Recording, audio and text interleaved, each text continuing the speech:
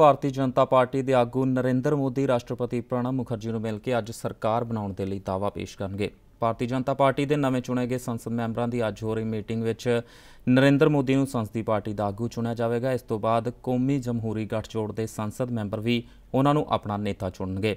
ਮੋਦੀ ਮੰਤਰੀ ਮੰਡਲ ਵੱਲੋਂ 24 ਤੋਂ 27 ਮਈ ਤੱਕ ਕਿਸੇ ਵੀ ਦਿਨ ਸਹੁੰ ਚੁੱਕੇ ਜਾਣ ਦੀ ਸੰਭਾਵਨਾ ਹੈ। ਇਸ ਤੋਂ ਪਹਿਲਾਂ ਉਹ ਗੁਜਰਾਤ ਦੇ ਮੁੱਖ ਮੰਤਰੀ ਵਜੋਂ ਅਸਤੀਫਾ ਦੇਣਗੇ। ਅੰਮ੍ਰਿਤਸਰ ਤੋਂ ਸੀਟ ਗਾਉਣ ਦੇ ਬਾਵਜੂਦ ਜੇਤਲੀ ਨੂੰ ਕੈਬਨਿਟ ਵਿੱਚ ਸ਼ਾਮਲ ਕੀਤੇ ਜਾਣ ਦੇ ਸੰਕੇਤ ਨੇ। ਦੱਸ ਦਈਏ ਕਿ ਕੌਮੀ ਜਮਹੂਰੀ ਗੱਠਜੋੜ ਨੇ ਲੋਕ ਸਭਾ ਦੀਆਂ 543 ਸੀਟਾਂ ਵਿੱਚੋਂ 336 ਸੀਟਾਂ ਜਿੱਤੀਆਂ ਨੇ, ਜਿਨ੍ਹਾਂ ਵਿੱਚੋਂ ਇਕੱਲੀ ਭਾਜਪਾ ਨੇ 282 ਸੀਟਾਂ ਜਿੱਤੀਆਂ ਨੇ। ਰਾਸ਼ਟਰਪਤੀ ਨਾਲ ਮੁਲਾਕਾਤ ਕਰਨ ਤੋਂ ਬਾਅਦ ਮੋਦੀ ਅੱਜ ਸ਼ਾਮ ਨੂੰ ਅਹਿਮਦਾਬਾਦ ਵਾਪਸ ਪਰਤ ਜਾਣਗੇ ਅਤੇ 21 ਮਈ ਨੂੰ ਉਹ ਗੁਜਰਾਤ ਦੇ ਮੁੱਖ ਮੰਤਰੀ ਵਜੋਂ ਅਸਤੀਫਾ ਦੇਣਗੇ। ਇਸੇ ਦਿਨ ਗੁਜਰਾਤ ਭਾਜਪਾ ਦਲ ਦੀ ਇੱਕ ਵਿਸ਼ੇਸ਼ ਮੀਟਿੰਗ ਵੀ ਹੋਵੇਗੀ।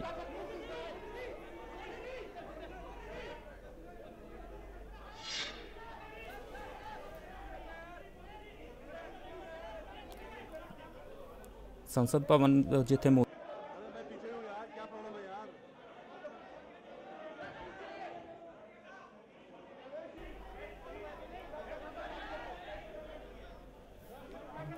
ਤੇ ਹੁਣ ਤੁਹਾਨੂੰ ਸਿੱਧਾ ਲੈ ਚੱलते हैं संसद भवन जिथे नरेंद्र मोदी संबोधन कर रहे हैं। हम सबके जीवन में एक महत्वपूर्ण अवसर आ रहा है। पंडित दीनदयाल उपाध्याय जी का शताब्दी वर्ष आ रहा है। 2015-2016 चरैवेति चरैवेति चरैवेति का मंत्र जिस महापुरुष ने जी करके दिखाया और उसी से त्याग तपस्या के अधिष्ठान पर संगठन की पूरी व्यवस्था विकसित हुई। अभी से 2015-16 में पंडित दीनदयाल उपाध्याय जी के शताब्दी का पर्व कैसे हो, सामान्य व्यक्ति के जीवन में शुचिता का आग्रह कैसे हो। पंडित दीनदयाल उपाध्याय जी ने हमने जो रास्ते दिखाए थे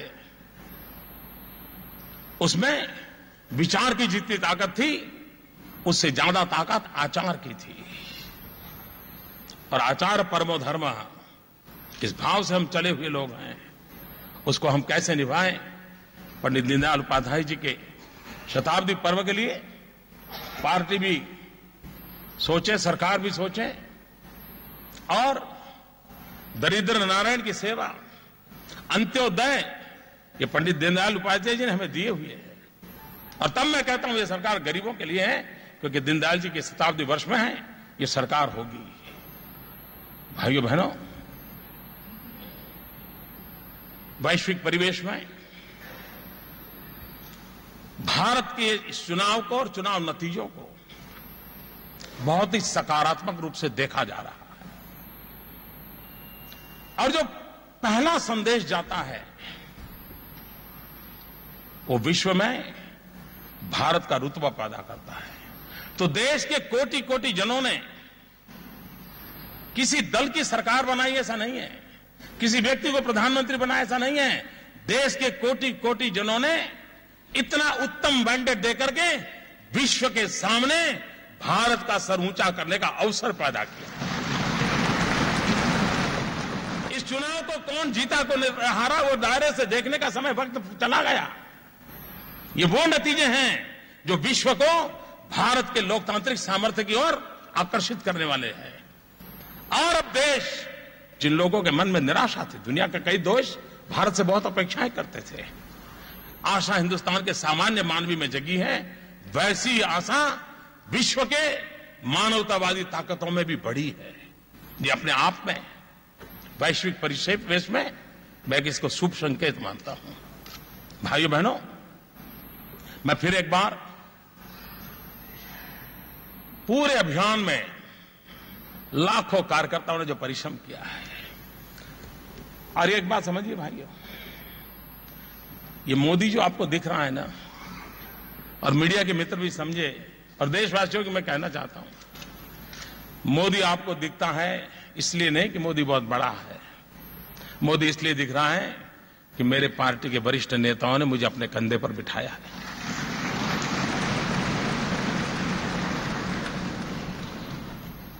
और ये विजय कभी हम ये गलती ना करें। देखिए मुझे टिकट दिया तो कैसा जीत गया, अब तक उसको मिलता था नहीं जीतता था, ऐसे भ्रम में हम न रहें। आज हमने जो कुछ भी पाया है वो 5 पीढ़ी खप गई है तब आया है। जब जनसंघ शब्द सुनकर के लोगों को समझ नहीं आता ये लोग कौन है, कोई धार्मिक संगठन है कि राजनीतिक संगठन, ये भी पता नहीं था। उस जमाने से दीवारों पर दिया जलाते जलाते खपे हुए अनेक परिवार हैं।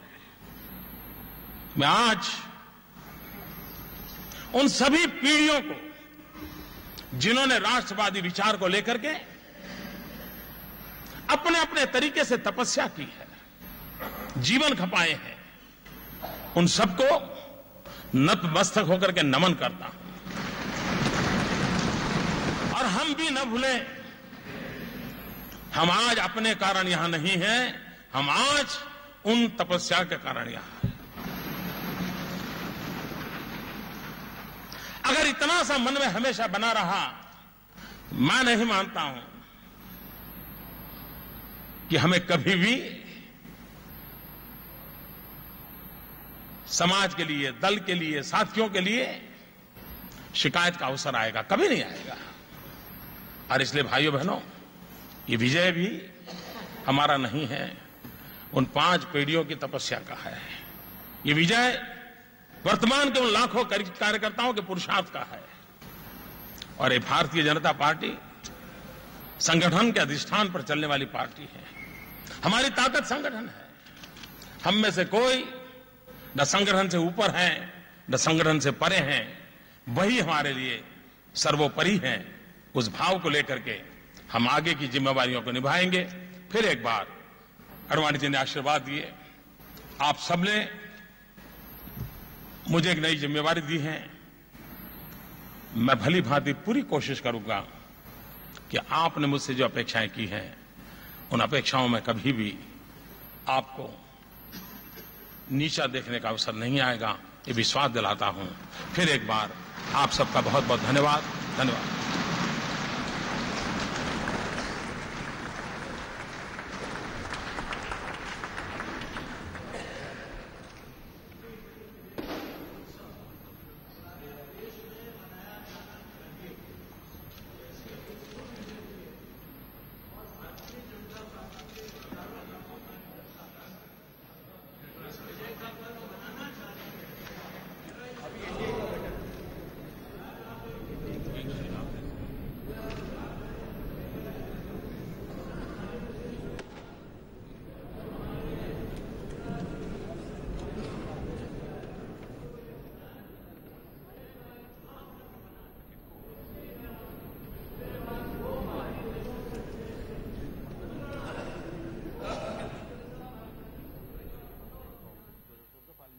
चाहिए वही तो।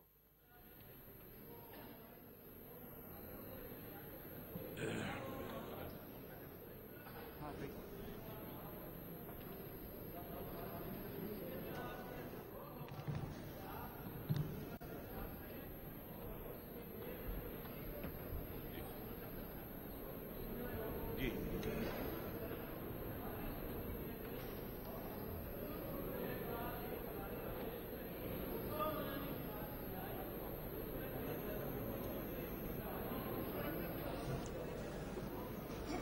ठीक है।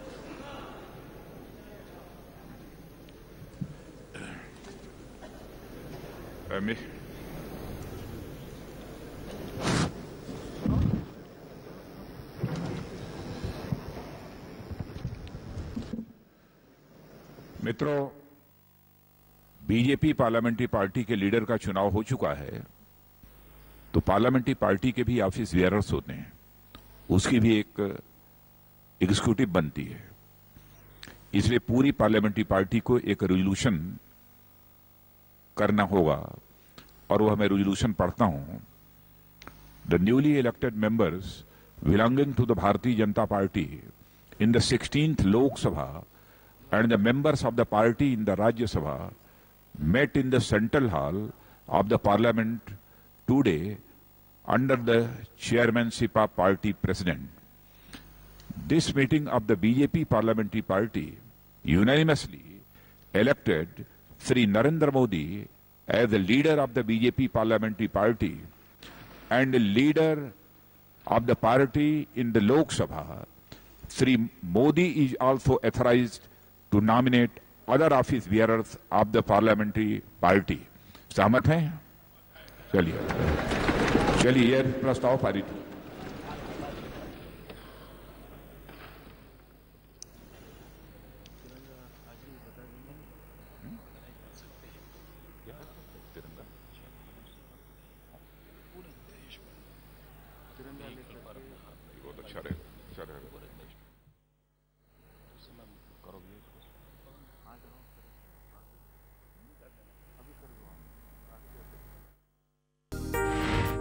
ਖਬਰਾਂ ਦੀ ਦੁਨੀਆ ਵਿੱਚ ਆਓ, ਸਾਡੇ ਨਾਲ ਕਦੇ ਵੀ ਤੇ ਕਿਤੋਂ ਵੀ ਜੁੜੋ।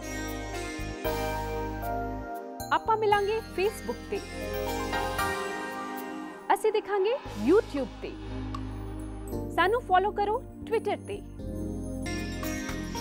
ਖਬਰਾਂ ਨਾਲ ਜੁੜੇ ਰਹੋ ਦਿਨ ਰਾਤ।